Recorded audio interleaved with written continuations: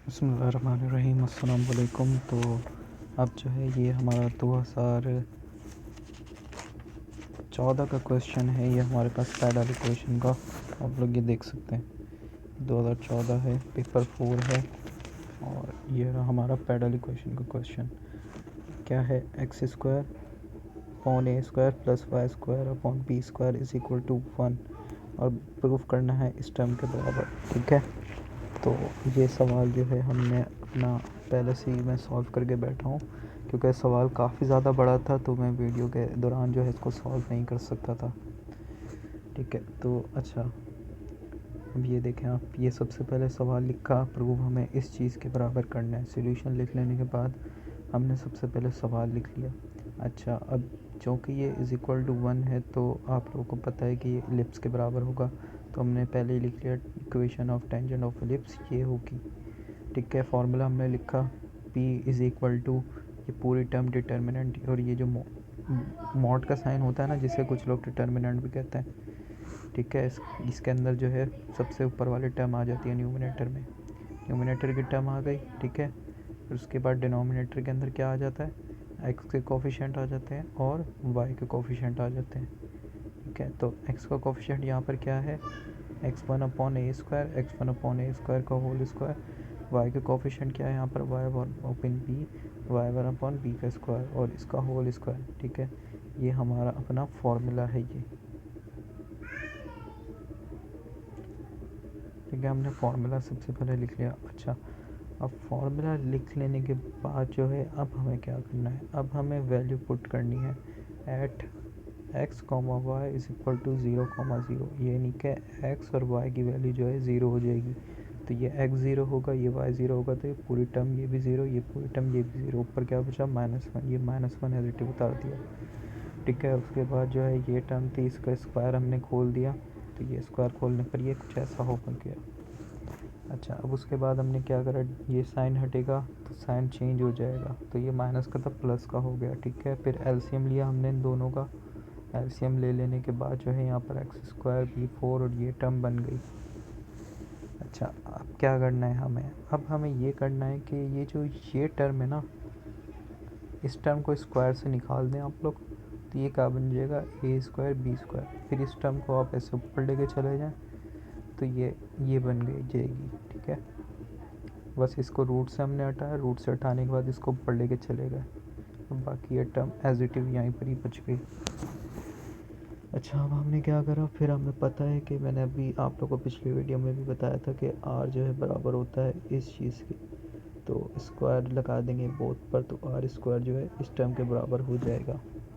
इसको इक्वेशन 2 का नाम दे दिया, इसको इक्वेशन 1 का नाम दे दिया।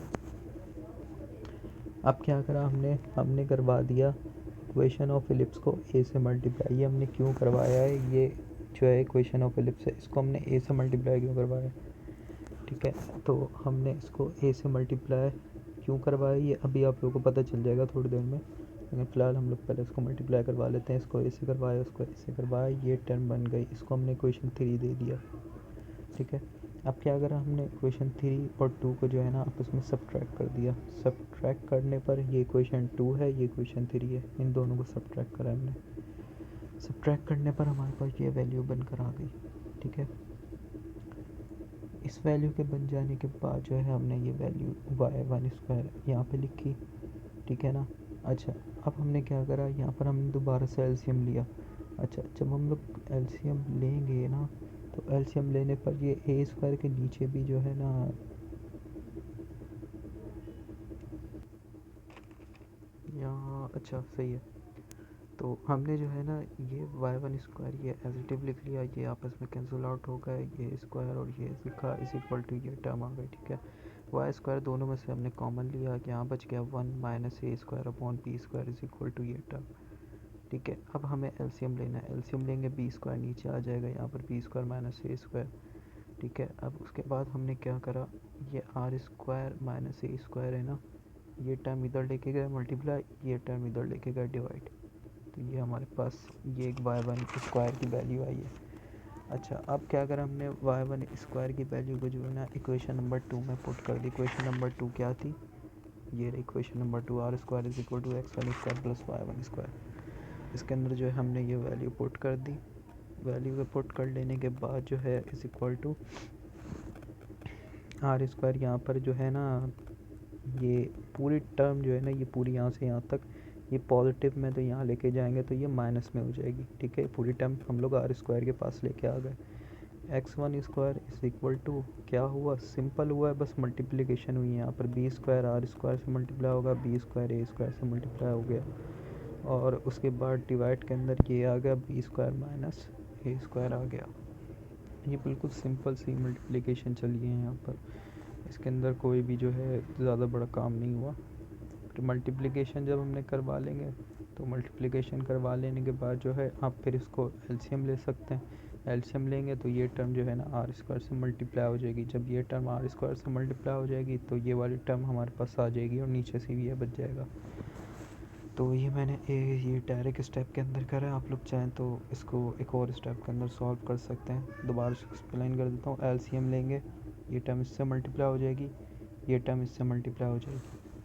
ठीक है, मल्टीप्लाई हो जाने के बाद फिर हमने क्या करा, यहाँ पर हमने देखा कि भाई यहाँ पर ये दो टर्म है, b square minus a square है यहाँ पर। ठीक है, और ऊपर क्या है, b square a square r square a square, ये टर्म है ना।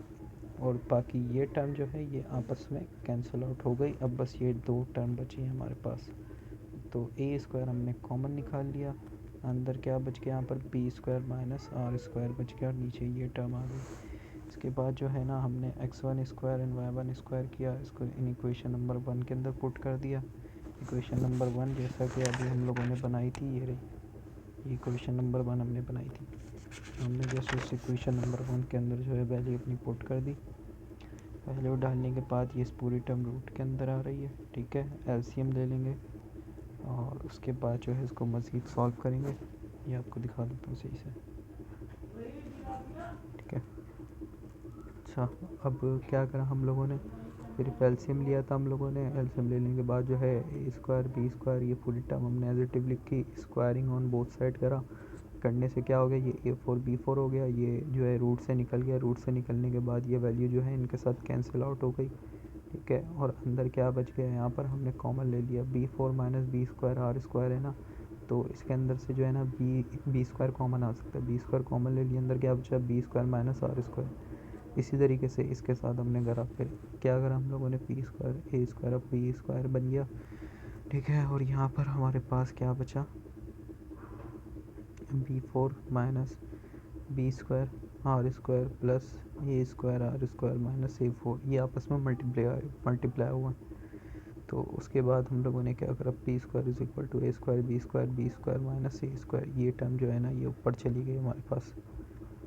और फिर अब ऊपर गई है तो ये आपस में मल्टीप्लाई हो रहे हैं। ठीक है, अच्छा और नीचे हमारे पास क्या बचा, नीचे हमारे पास जो है ना यही टर्म बच गई एडिटिव। देखें आर स्क्वायर हमने दोबारा कॉमन ले लिया, ए स्क्वायर माइनस बी स्क्वायर बच गया, minus a four minus B four बन गया हमारे पास। ठीक है, अच्छा अब हम लोगों ने क्या करना है, अब हम लोगों ने आर स्क्वायर एडिटिव लिखा, ये टर्म एडिटिव लिखी माइनस। अब ये देखें आप, ये मैं आप लोगों को थोड़ा सा एक्सप्लेन कर दूं, क्या है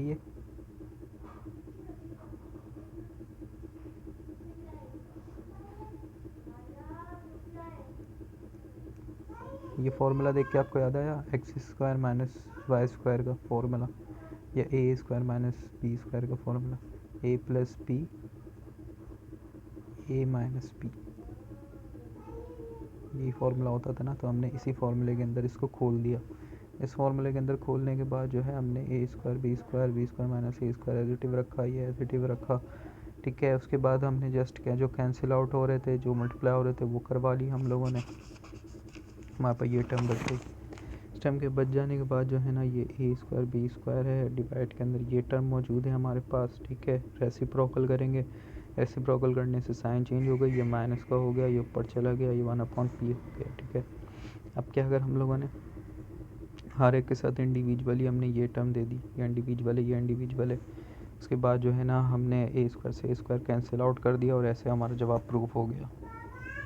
तो उम्मीद है आप लोगों को समझ में आया होगा। अल्लाह हाफ़िज़।